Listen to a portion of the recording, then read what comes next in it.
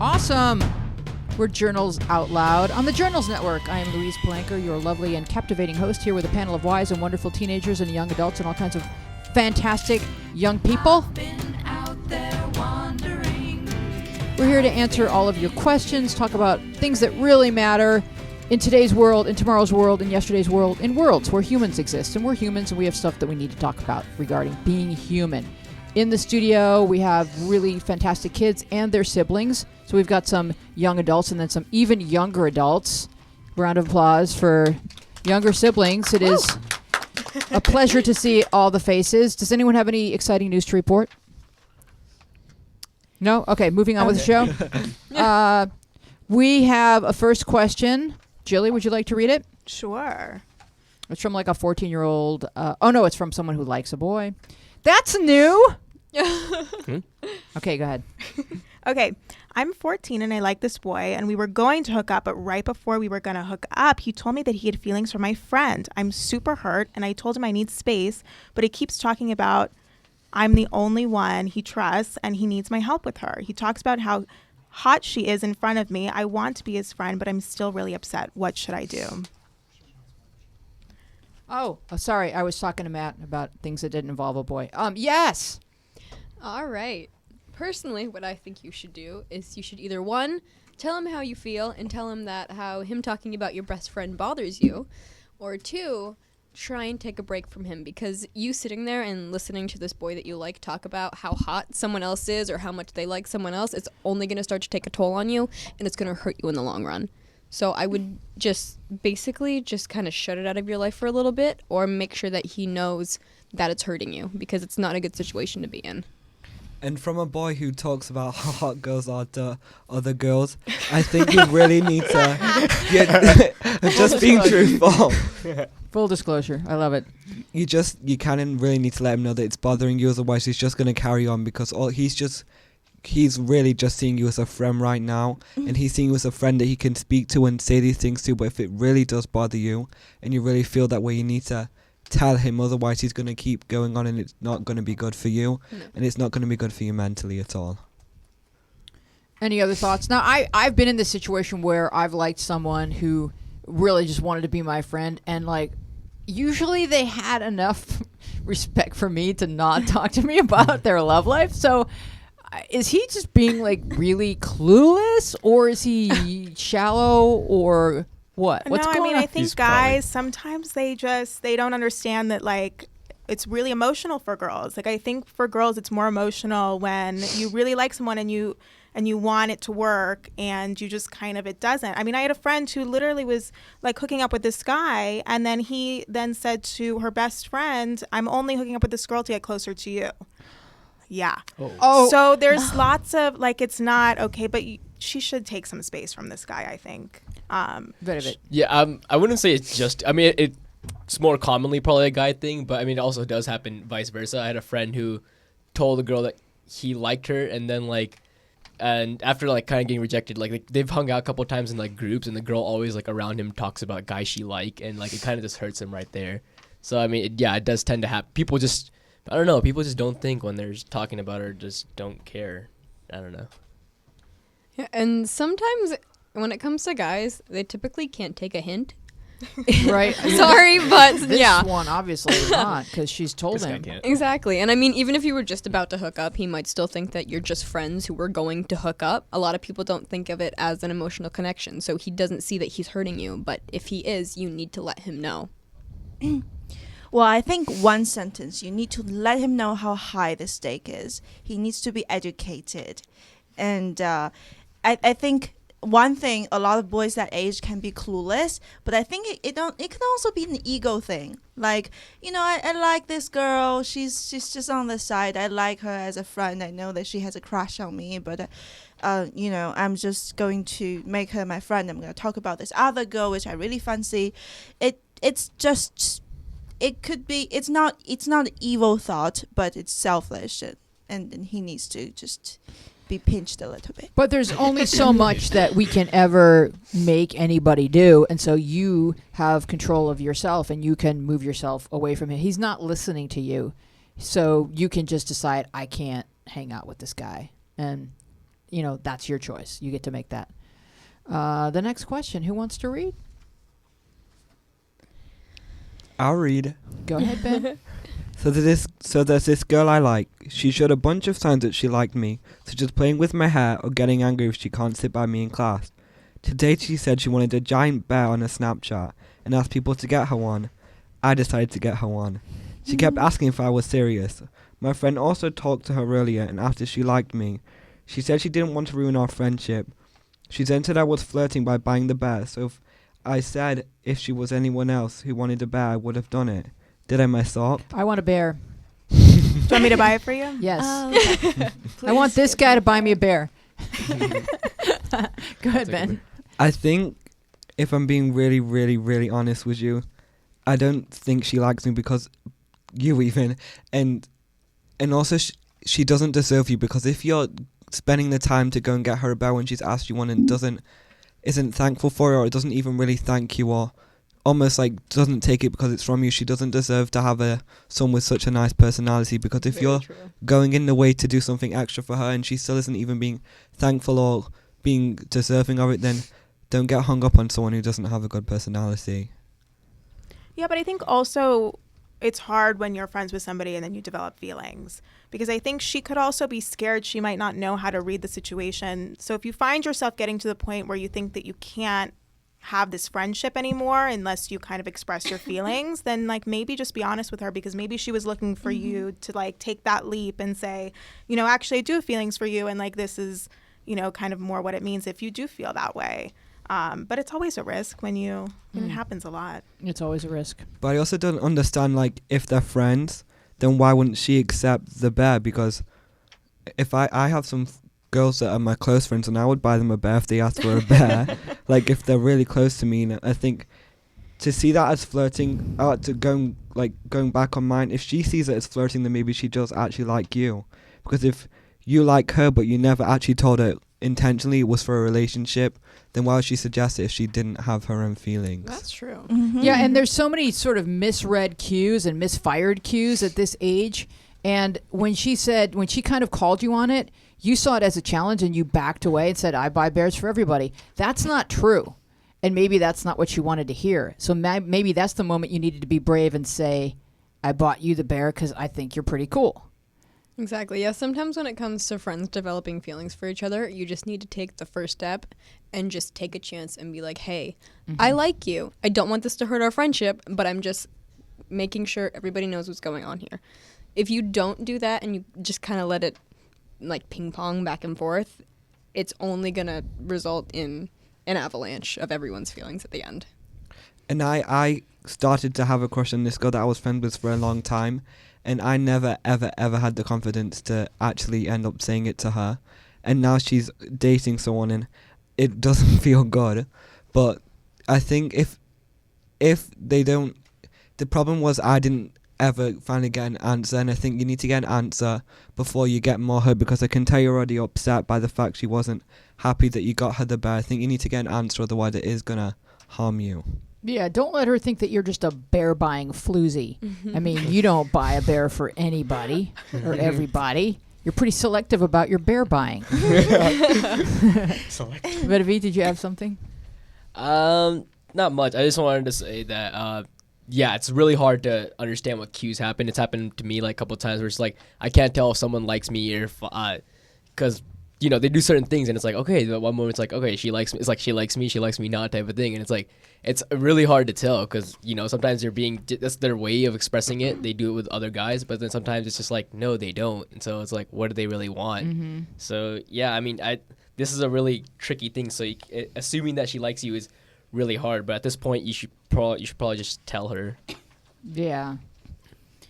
Well, I think she might like you and she might not, but for you, the best thing to do is to be honest, not just to her, but to yourself as well. And just don't back off and she like question you. Oh, you're flirting with me. And it seems intimidating, but I think we always say that girls this age are confusing and clueless, but also I have to be honest with you. As a girl, I know that girls can be very clueless, and maybe she doesn't know what she's doing, and you never know what's gonna come out of it. But you have to like confront her like with your feelings. And I definitely think that her assuming that you buying the bear is an act of flirting is definitely a good sign. If she's going to jump the gun and say that you went straight to flirting and you're not just being a good friend, then there's definitely a few red flags going up there, but like good red flags. Good. Yeah. Go ahead. No, I was gonna say that. Yeah, I mean, usually if she doesn't like you, she would probably be like, "Oh, you bought this because you're a nice friend," something like that, to like get away from that topic. But since she's willing to say, "Oh, you're flirting with me," that means that she's probably not thinking that's that bad. She's already got the idea in her head. Yeah, exactly. Yeah, she's got the Yeah. idea in her head, exactly. So it's like, or else usually to avoid it, they'll say something that'll say so far away from it to like make sure that you don't have any thoughts about that. It's like, "Oh, you're a great friend." Read the next question, please. All right. How can you tell if you're bi? I'm really confused right now about what I like because part of me says I'm 100% straight and then another part of me doesn't know and I don't even know how to tell. Okay.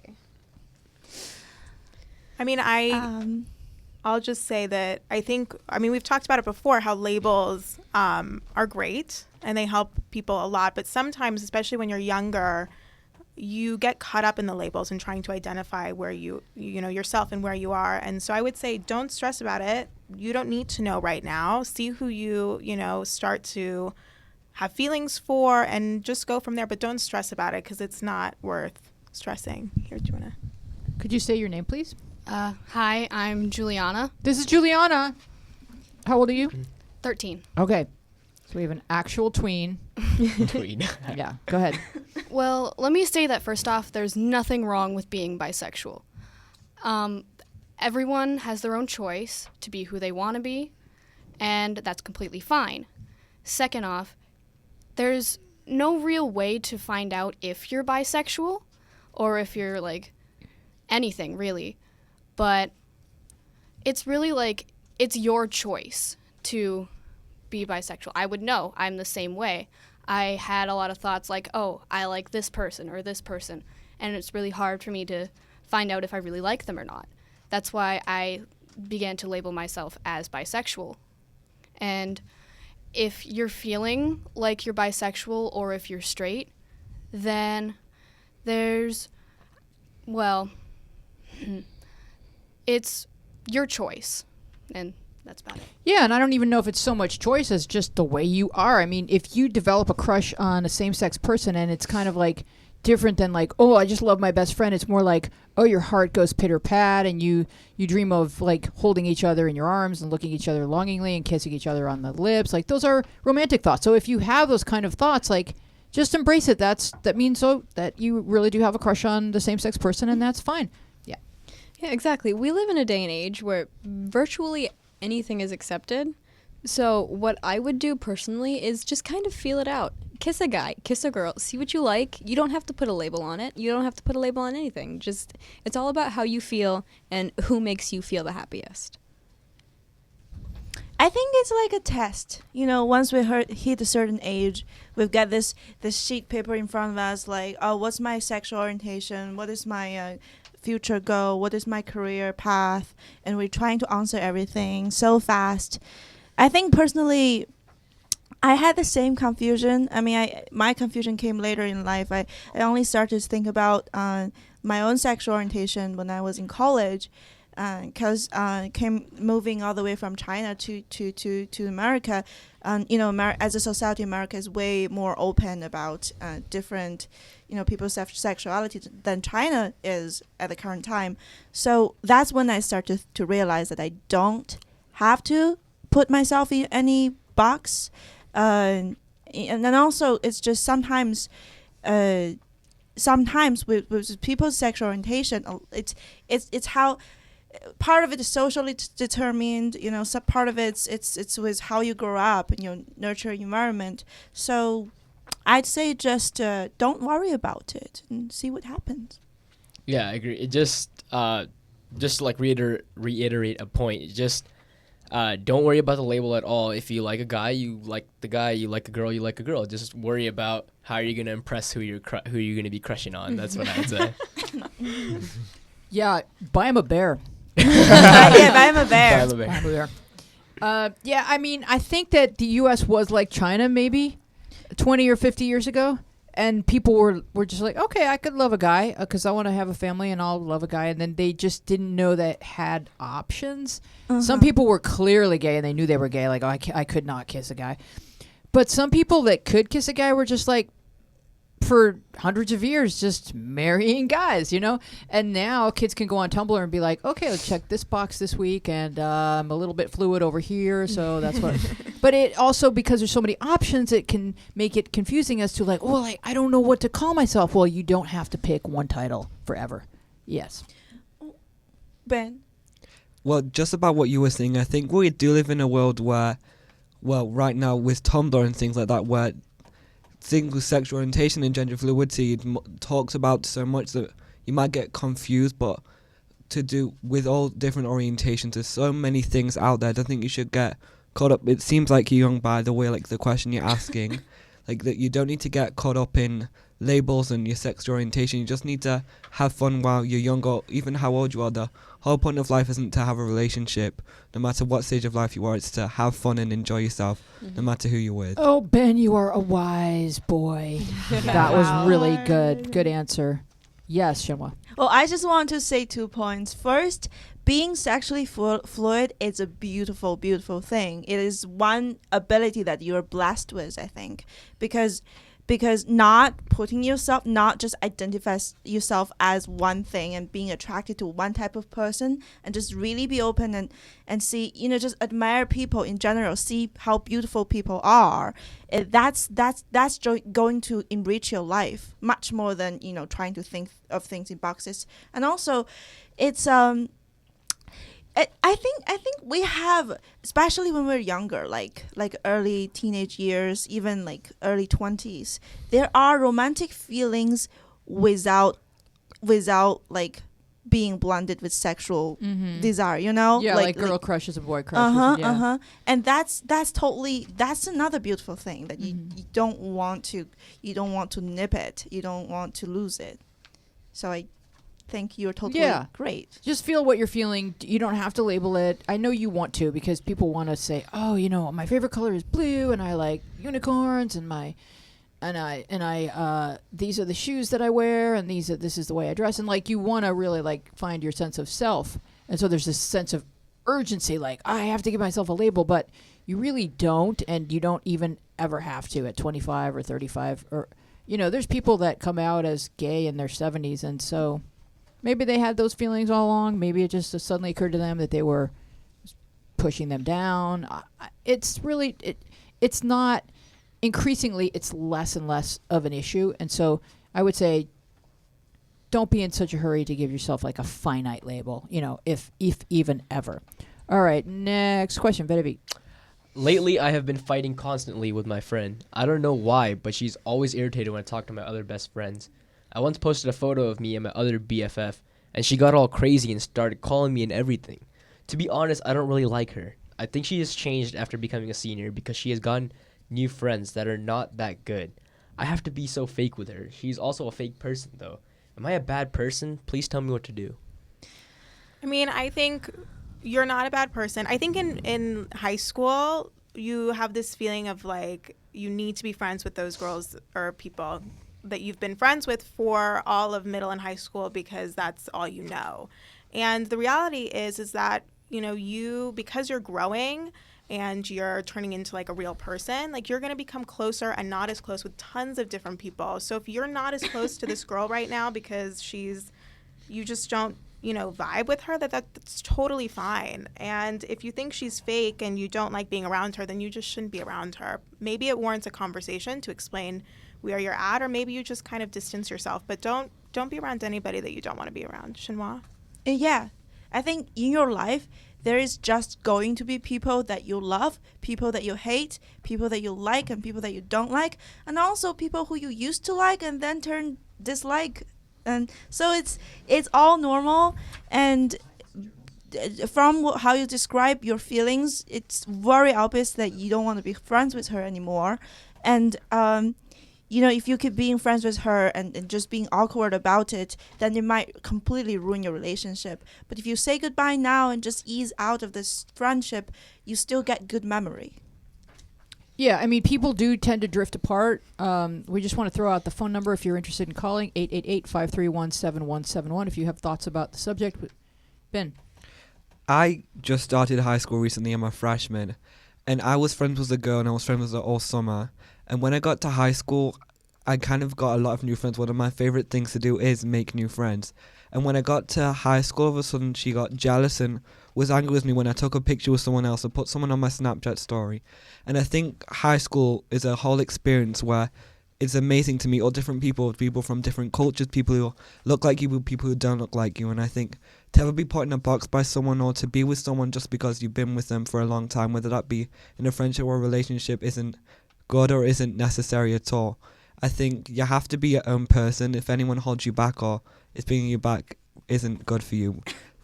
With experience, because I hated when I had a friend and she was like, "You're popular now, you don't want to be friends with me." If someone says that to you, don't be friends with them, because you need people who are happy around you and happy for you because you've got new friends, not people bringing you down because more people want to talk to you now. Very well said.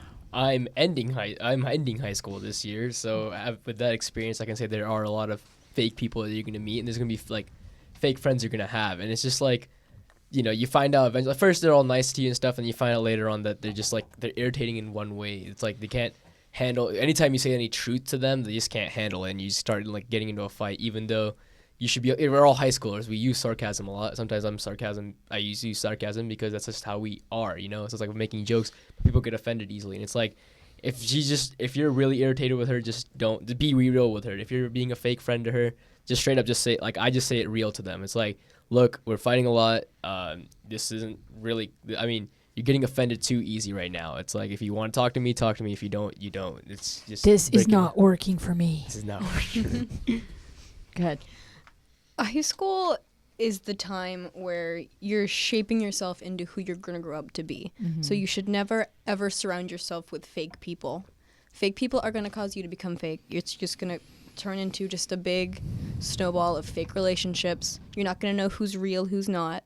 So now is the time where you should really be real with everyone. Only have friends by you who are going to be real with you, because it's not the kind of relationships you want to start or the kind of person you want to turn into. Yeah, and it sounds like she's being really challenging right now, and that she's threatened by every new friend that you make. Is that it's not that healthy. And also, sometimes we'll read a question and like you guys can read into it like how not to be, and so.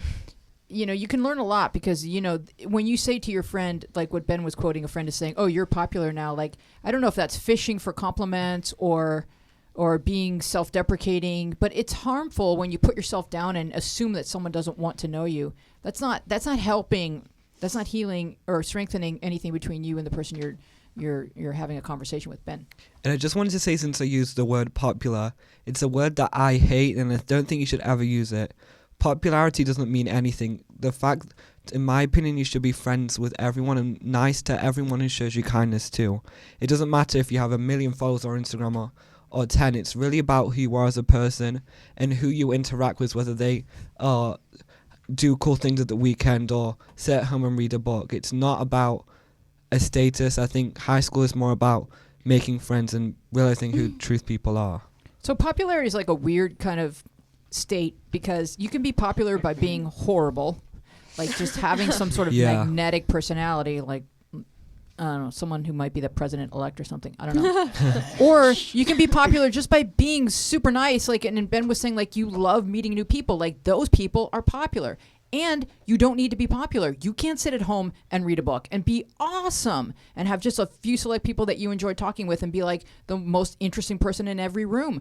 But you don't even realize it because you'd rather be alone a lot of the time. Were you going to say something, Vinny? Yeah. I was going to say that you should be popular among your friends is like more the thing right there. You know, it's like, yeah, exactly. Be kind, be nice, be someone that's easy to talk to, be someone who listens, be someone who asks questions like, how is this going? Or what happened with your dad? What was going on with that? Like, remember details of people's lives. Give us a call at 888-531-7171. This is your little brother, right? What's your name? Justin, how many times tonight have I asked you your name? Is this 4? We're on 5, yeah. So Justin's here. What grade are you in? 6th grade. Are any of these problems resonating with you? No, not really. Okay, if something does, put your hand up. All right, he's in 6th grade. He's an expert at being a tween. Or who hasn't read yet? No, I haven't read yet. Go ahead. Okay. I really don't like the current school I'm at, and I really want to switch to the other school in my town. I told my mother today about how I don't like it, and she basically just shrugged it off. Sorry. I can't stop crying about how much I want to leave. Any advice for convincing my mom to let me switch next semester? Okay, you guys, we get this question a lot. How do I talk my parents into letting me go to a different school? Go ahead.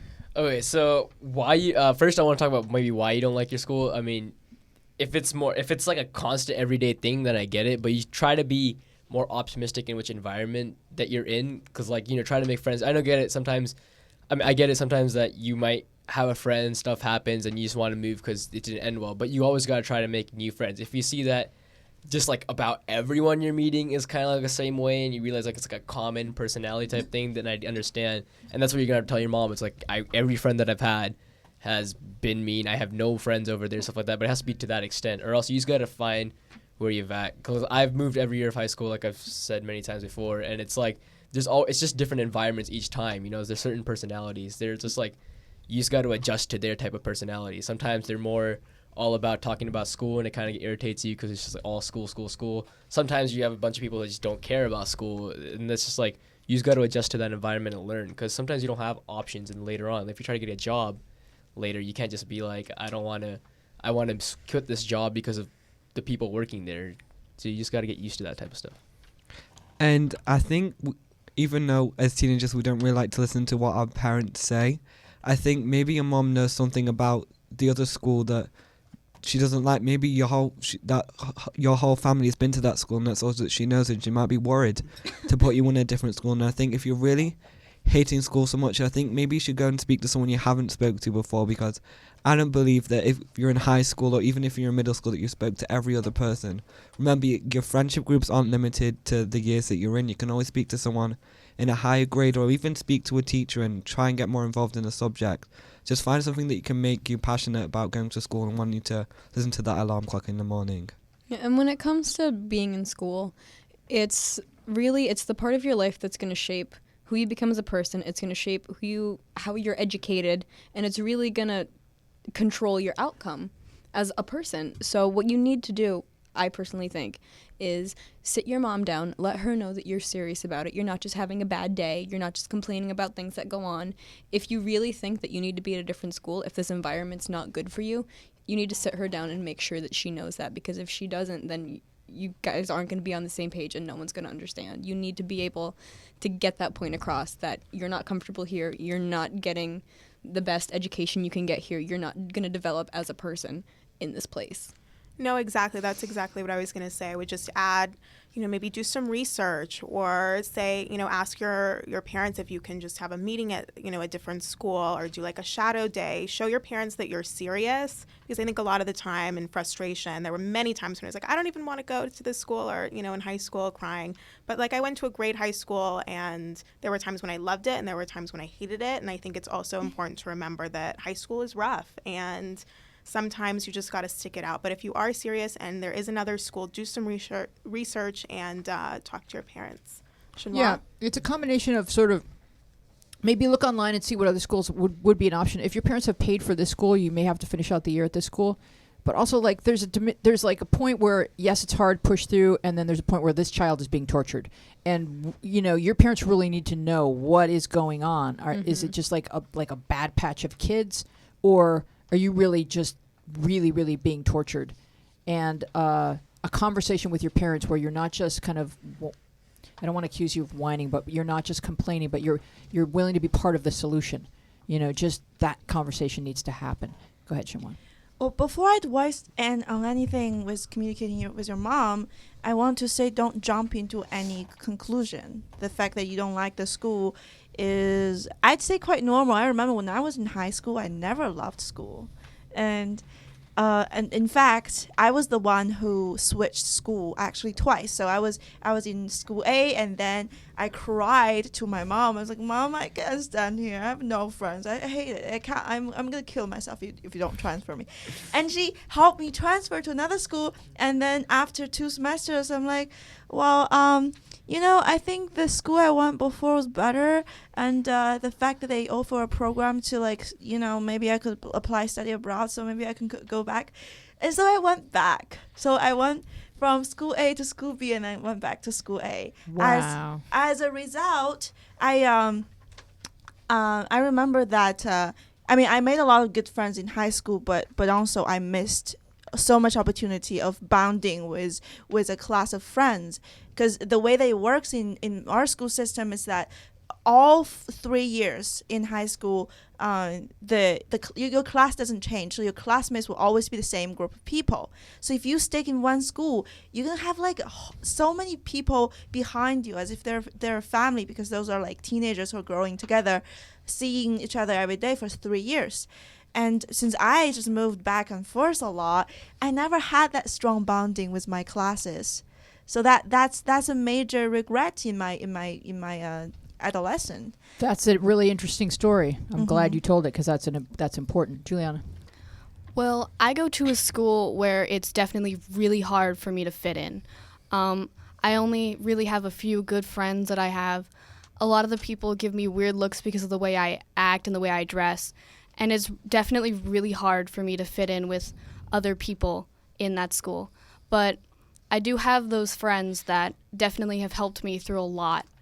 And what I say is that give it at least a shot, because you might not know, but there might be people out there in that school that might be able to help you and might be able to bring you through all the how much pain and suffering you're going through in school. Yeah, I mean, we're really on this planet, and we're each like one human, and every other person is another human, and nobody gets to look at you and diminish you in any way, because they are exactly like you. They're just you, and in another form. But the kids that are so unique and cool like this in middle school, who maybe struggle a little bit, those are the most interesting people in the world. And like that kid walked into the studio, and I was like, that's a cool kid right there. So just celebrate that, because you're gonna. Eventually, the stronger you are with being yourself and being cool, you're going to attract all the other really cool, smart people, funny, talented, interesting people to you because of your confidence. And go ahead, Vedavit. If you have any friends at all, then just you should stay for sure, because you're going to realize that once you move, you're going to miss that friend probably. You're going to be like, you're going to think about the times that you just had her there. You just had that person there to talk to you for, It's like, if you when you go to your new school, things might still be rough there, because high school, like I said before, high school is rough. It's just what you got to deal with. School in general is rough, and it's like you just got to learn to deal with that, and just know that you have your friend out there, and it's just nice, And it's like when you go to your new school, no one's gonna know you, and it's always nice to know that you just have people that know you in the school that you're going to right now, and that's just what you got to enjoy right there. Yeah, you can't run away from yourself, and you could just run towards a whole big other handful of problems that are pretty much the same that you could have stayed in place and worked through. The question is, like, if you're really being bullied and tortured to the point where it's just brutal, sometimes the best thing is to pull the kid out of that and make a brand new dynamic. So it really just depends, and that's why I recommend a conversation with your parents. Julie, could you please read the next question? Sure. Okay. I've been dating this boy for 8 months now. His parents and I do not get along. They read through our text messages even though he's almost 18. Through doing that, they have found out a lot of very personal stuff, such as having sex. They also found out that I drink, and they became very upset and judgmental, even though I'm 18 and live in Canada where the drinking age is 18. I'm not a bad person, but they think I'm a bad influence. A lot of arguments between me and my boyfriend come from me being upset or offended by them. I'm extremely uncomfortable around his parents and find it so hard to be myself. I just feel like his parents are ruining the relationship for us, and all of these arguments over them make me like him less and less. How should I move forward? I want to start out by just saying to you guys, what she's doing she's not the worst person in the world, but she is drinking around and having sex with a 17-year-old. And so his parents still have a right to sort of monitor that. Do I think that they should be reading through his text messages? No, I think a 17-year-old should be granted a little bit more privacy than that. He's almost an adult. But I don't think that these parents are going to hold this against you for the rest of your life, because it's pretty normal teenage behavior. But on the other hand, you can't pit this boy against his parents And that's, you need to take several steps back from doing that. Don't put him in the middle. Don't throw his parents under the bus in front of him, because he comes from his parents. He is of them. He will always be a part of them. And so if you ask him to choose, I'm hoping he would choose his parents. But you're both going to grow up, and you're both going to be over 18 soon, and two sexually active, loving people are really normal. So I really think you need to just kind of calm down about this and know that those are just two parents that are just being very, very vigilant regarding how quickly their son grows up. Go ahead. Yeah, I mean, you can also take this opportunity to try and get to know his parents better, because I think for parents, like, to find out all these facts about somebody who's with their son, that's all they're going to think about. And of course they're going to judge you on it, because if that's all they know, then like that's all, you're giving them. But, talk to your boyfriend, maybe go over for dinner, or try and just kind of have them understand you better and know that you're not just these couple of things that they've seen in the text messages. Exactly. And maybe you don't know the relationship between this boy and his parents. It could be that this is their little boy growing up and they're not ready to let go of that. So they're going to look at you as the bad guy just because you're taking away their little boy. It's not a good thing, but it's kind of inevitable. That's what happens when parents lose their children. They face empty nest and they get a little sad. They get a little protective, and it just doesn't work out too well. But you definitely cannot make him pick between him and his parents, because it's just going to cause bad relationships between you and your boyfriend, between your boyfriend and his parents, between you and your boyfriend's parents. And if the relationship turns out to be for the long run, you don't want to have all of these burnt bridges in between. Well said. Well said. Definitely understand the parent situation, of course, because, I mean, think about it. They saw a message, and all they know about you now is that you had sex with their boy and you drink, and even though you could legally drink, he can't legally drink yet. So it can seem like an influence, and they can have doubts whether he might have drinking sometimes with you. So for all they got, of course they're gonna have negative thoughts because all they've learned is negative stuff. So maybe you can of course try meeting up with the parent and try convincing him. But yeah, making him choose between you and her, even if he chooses you, then it's like in the long run he's gonna always blame you. If anything happens, it's always gonna be like, me and my parents are at a fight now just because of our relationship, and it's just always gonna be something that holds you back. And I also want to say that I know you feel really embarrassed because they've read the content of those texts, and so you don't really feel capable of being yourself around them. But you haven't done anything so horrible that you need to, question who you are as an individual or how they see you as a human. It's simply that your relationship with their son. So be yourself, get to know them, ask them questions, be kind, be respectful. Don't assume that they hate you. I don't think they hate you. They're just concerned and they're worried, but they don't hate you. And so kind of just sort of shrug it off and show them, hey, your son is such a great and wise kid that he chose this incredible young lady, and that's who I am. Let me show you who I am. Back when I lived at home, my mom was the same way. She would read my texts every morning, every night. She would know everything that was going on with my life and in my relationship. And personally, I took it as a blessing because I never had to communicate with her, like, to a certain extent. She always knew everything that was going on, so we could just sit down and talk about any problem that I was having. So if I were you, I would try and look at this in more of a positive light than a negative light, because this way you don't have to talk to the parents about these things because they already know. You could use it as just a bridge to communicate with them easier. You could start texting your boyfriend like, your mom is so pretty. Exactly. Yeah, because they're going to see that. She will love you. Go ahead, Ben. I also think you're 18, and I think the fact that you're 18, you're actually becoming an adult.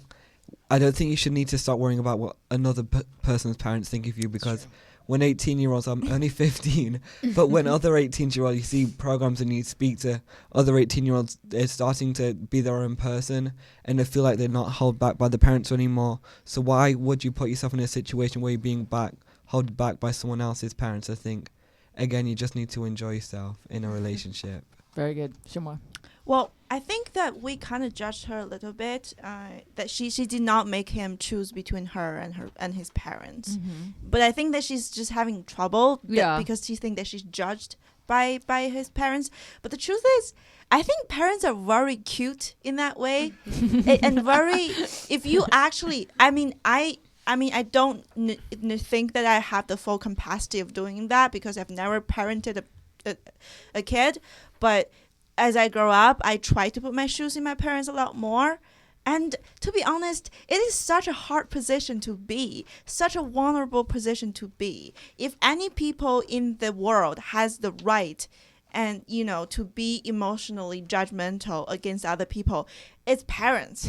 Because, the stake that they have, the concern that they have are just so huge for them that you can't really... it's just very natural. Yeah, and it goes beyond love. It goes so far beyond love into responsibility. And they get 18 years to kind of like, mold you, and then you have to fly and your wings have to work and everything. And so they're trying to do their job. They're not just loving him. They're really trying to do everything they can to make sure that he has a happy and successful life. Yeah, I mean, he's almost turning 18, so I get that you think that he should make his own decisions, but even at that age, you don't always make the wisest decision, and it's like parents should still be out there to check on you, because like we think that we make good decisions, but obviously we don't, and there's a reason for that. We're not matured enough that sometimes, and it's just so yeah, his parents are going to check up on him and let them take care of him. Yeah, like college even is like this 40-year halfway house for people. Yeah, exactly. Yeah. Yeah, So you're not true. ready. You're not baked. Go ahead. Well, then I also think that if you think of it in a if you kind of get yourself out of the situation a little bit and think that how you're gonna review this 5 years after, then it might be really interesting because like right now I can recall when I was in high school, I had like this high school boyfriend. In fact, his mom didn't like me and my mom didn't like him. And my mom literally locked me in my bedroom, and my bedroom had a balcony, and he came to my house, and I was talking to him on my balcony. It was like Romeo and Juliet. It was really like Romeo and Juliet. Now I think about it, it's just like so funny. It's so much fun. It's all of my great teenage years memory. But back then was miserable. I was fighting with my parents, and like, give me the key. I want to get outside. But the thing is, you are so young. You're both so young. It's not guaranteed that you're gonna just stick together forever. It's not that you're gonna become in-laws with his parents. The thing is just, you and his parents are both something at this moment in his life that's going to shape him as who he is in a couple of years. And for you, it would just become really interesting memories. So make it interesting. Make it kind of more loving, because if you love someone, you love you love the person's love, you love that person's parents as well. So just love them as human beings and just enjoy it. Very well said. Ben, would you read? Yes, I'm happy to read since it's a short one. Oh yeah, would you read the short one? How about the one that says, oh, that one's really short. Do you want to read that one? Which one? How do you ask a girl out? You almost said all of it, but okay. I did. I left you 3 words. How do you ask a girl out that is long distance? There's so much we don't know. You have to yell. Hey! No, not you. You. Yeah, no. Or you could use a telephone. Yeah, go ahead. Just based on the information you gave me, I would just have to say don't, just because. Yep. It's because that doesn't just seem like you're gonna want to be with her, or if you're gonna want to be with her because you're gonna miss her, and it's gonna be hard because depending on how long distance. I don't even know how long distance they are. If you're super long distance, can you make frequent trips to see each other, stuff like that. I think is that first of all you got to ask her through text, or you got to ask her through. I mean, maybe you could call her up and ask her. FaceTime. Yeah, FaceTime. Yeah, I guess FaceTime's the way.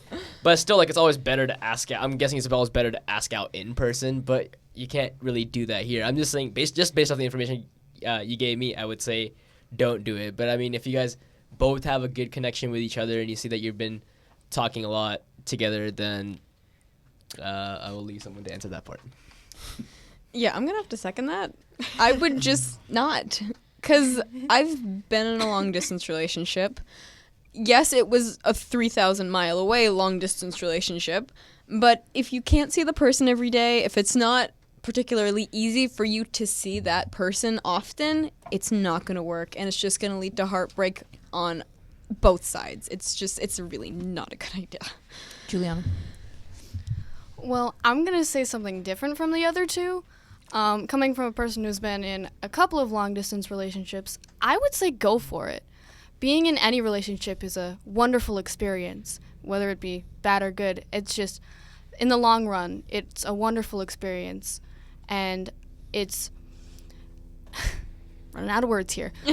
No, but what? So let me ask you, what about you kind of like not being available for friendships and relationships with people who are in the real world because you're ready to go home and get on the computer and talk to this person? Are there any kind of downsides to long distance? Probably a couple downsides is you're gonna be cooped away on like your phone or your computer, and you're gonna be away from all the people you know in real life, and they won't see you often, and you're just gonna be away with your long distance relationship. So there's balance that is necessary, but you're saying feeling loved, even if it's long distance, is healthy for your heart to learn who you are and that you're valued. Definitely. Just the feeling of love is a wonderful thing. I'm repeating myself. No, but I hear you in that, and it's not just kids who do this. There's grown-ups who get involved in long-distance relationships because we're kind of wired this way. We're wired to need this, not just family love, but romantic love. That's just how humans are built. Go ahead, Shimwa. Well, he's asking how to ask this girl out so that there isn't any relationship yet. So it's not a long distance relationship. He's asking like, should I or how do I initiate? It's just hard for us not to back up and go, should you? And in the middle of like how we all know sort of how, like would you like to go out? I mean, yeah. I think that depending on what kind of relationship you're looking for, if you're really if you're looking for a very serious, like, I have to see you every day kind of relationship, or if you're looking for a very, physically oriented relationship, then probably long term is not going to work. But I think, I had some experience when I was like 17, like 16ish. I've never been that much of a electricity attached teenager. Like, I never was on my phone a lot, and I didn't play a lot of computer. So I had pen pals that I was kind of romantically engaged with. Yeah, and that's the thing I was getting from Juliana's answer was that, at 13, it feels really good to have kind of a romantic pen pal and know that love is something that is going to be happening for you.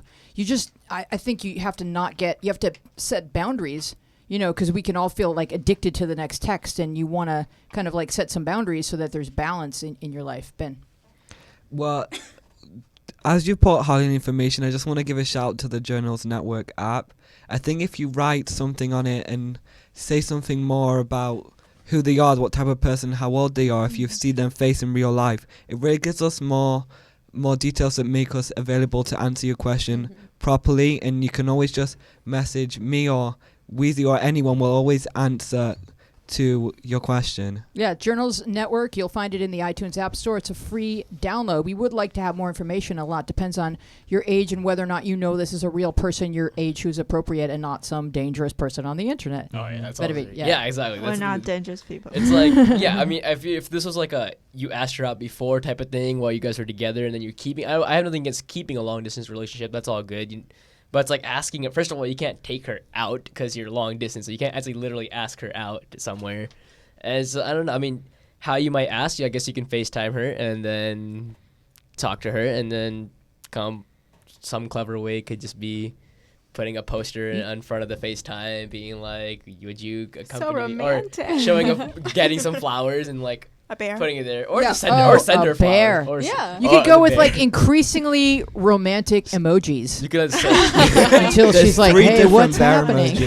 you could send her something and show her something on the camera too at the same time. Like just do both of them. That's so cute. Yeah, like I said, we definitely don't know a lot of details about it. If this is a stranger, don't do this at all, please. This is a stranger. And I don't even know your age, so if you're like really young and it's a stranger, definitely don't. I don't think your parents would be cool with that. But yeah, I mean, if you guys are like, if you're two like teenagers, you guys know each other, but then she moved, then yeah, try going for it. Try to see where she's at. Kind of read and see if you think she'd be cool with it. Don't and then of course you can tell her that you still want to be friends if you want to be friends. Yeah, like that's what I was going to say. If this is something you really want to do and you really want to know how you should do it, find a company and send her roses. Put a little cute note in there. Send her an edible arrangement. Something that lets you know that you can actually do something for her. arrangement. All right. No. You guys are awesome. There's 2 questions that I really want to get to before the end of the show. This first one says, I know this sounds really bad, but I kind of want an eating disorder. I know how bad they are, and that they usually don't even help you lose weight, so I don't know why I'm obsessing over this. A few years ago, I'm pretty sure I was anorexic, but I was undiagnosed. I remember feeling so in control and how my life is kind of messed up, and I kind of want it back. I don't know how I should handle this. Go ahead. All right, first things first, coming from someone who has dealt with eating disorders and that whole shebang, I'm going to say that you don't want one, no matter how much you think you do. You did go undiagnosed, so you don't know if it was legit or not. I don't want to say that you're assuming wrong things, but it's definitely not something that you want to get into, because if you do really get into a full-blown eating disorder, it will only spiral downward from there, and I can tell you that from experience. If you're going through a rough patch and you're looking for something to kind of pull you back up, focus on getting healthy. Like, start planning diets or, like, workout regimens, but you definitely do not want to look to an eating disorder for your kind of pullback. It's not going to help you, and it's just going to hurt you in the end. Ben? Oh, okay. I don't want to sound judgmental, because I know this whole thing is to be not judgmental, but I don't think you should ever say that you want an eating disorder or want a problem or anything like that. I just think you should do a lot of research into eating disorders and what they actually mean, rather than just putting on Instagram, I'm anorexic, or telling people, because it's something that's serious and can harm your life. And I don't think you should aspire to have something that is harmful to you. And I think you should, instead of focusing on how much you want an eating disorder, focus on loving yourself, not focusing on wanting to making yourself deteriorate. Yeah, never ever wish anything ill upon yourself, because it's just not, because you realize that once you do get it, it's just not good. Like, sometimes I've been like, so for me, I do sports, I do track, so sometimes it's like, wow, I wish I was a little bit hurt right now so I wouldn't have to run this race right now. And it's just like, and usually I'm joking for it, and it's like sometimes I've had like some injuries, and it's just like, I really wish I was out there running right then, it's just like, feels really bad. Sometimes I'm just like, I wish I was sick so I don't have to go to school, or I'm not expected to do this much. But then you just realize that, like, it's because if you have the ability to do stuff, then you just got to go do it. So you never wish anything bad upon yourself. If you have the ability to do something, just take advantage of that and do it, because that's the reason why you were given that ability. Yeah, I mean, I think that this is so common, in middle and high school for girls, because you're so susceptible to the peer pressure, to all of that. And I think what you've identified that you need control in your life, which is great, because a lot of the times girls fall into eating disorders because they need control, but they don't actually know how to identify that. So if you know that this is what you need, maybe work out, find a hobby that you really like to do, join a sports team. But eating disorders are not fun. They ruin people's lives. And I think that if you are lucky enough to not have one, try to just move forward with your life and focus on other things if that's what you need, Sam. And exactly, you could just be going through a rough patch. You said that things in your life are kind of getting a little messy. Maybe it's just something that'll heal with time. You don't necessarily need a set solution. You don't need to reach towards something. You don't need a definite goal right now. You could just let time heal. I think it can be like a false sense of control, because you think, oh, I'm really strong, I'm not eating. But what's actually hard is managing what you eat. Exactly. You were given this body and you don't get to starve it. It would be the same as if you held a baby and decided not to feed it. You would never do that. You also don't get to not feed yourself. You just don't get to do that. It's not acceptable. You have to really figure out what's a healthy balance. That's the hard thing in life with everything, not just eating. What is a healthy balance? How much am I going to talk to my boyfriend? How much am I going to talk to my family? How much am I going to eat? How much am I going to exercise? Those are the things that we have to figure out. So if you just abstain from eating, that's a complete cheat, and you do not get to do it. Better. Yeah, I mean, obviously, like, if you're worried about getting obese or something like that, that's also not a healthy thing. But this is, compared to this, that's much better than having a eating disorder. If you just got to find other ways to lose weight, which is reduce what you're eating. You go on a certain diet, be careful what you're eating, and then go exercise. But I would just say, it's with the diet thing, like, that's also problematic, because a lot of the times when girls have eating disorders, the obsession part of it with the diet part of it is not a good mix, because you start to watch what you eat and then you want to eat less and you want to eat less calories. You know what I mean? So I think it spirals. I would say, I think that you are not so much concerned about your body as you are about controlling your life. Right. And I think that you just need to find other things in your life that you can control. And and the older you get, the more control you get over your life. Like True. that is coming. And there are therapists who can help you and who are specializing in this area, because it is so common with bulimia and anorexia. People either eating nothing or eating everything, and neither of those is the answer. Shamwa. Well, I have to say, instead of thinking about control, think about happiness. It has great pleasure in food. Food is like, I'm a foodie, so enjoy food. Enjoy food. All right, I want to get to this one last question, because I think it's an important one for us to address tonight. Who hasn't read recently? Sam? The last one, how physical is too physical? All right. How physical is too physical? I'm 15 and he's 16. We've been together for 3 months and we've made out multiple times. The last time we were kissing, he put his hand on my butt and I didn't say anything about it, and neither did he. I didn't feel like it was wrong, but what I'm worried about is that now he might think he can touch me wherever, which he can't. I want the relationship to be built off of love for the other person and not just because I can make him feel good. What should I do? First of all, what I think you should do is definitely set boundaries. If you want him to touch you in certain places, that's cool. If you don't want him to touch you other places, he needs to know that, because he's going to go and try, and it's going to make a really awkward situation, and it could end up in you guys breaking up. And if you do love this person and you want to be with him for a while, you just need to make sure what you're comfortable with, know what he's comfortable with, and make sure you guys are both on the same page so that everyone stays safe.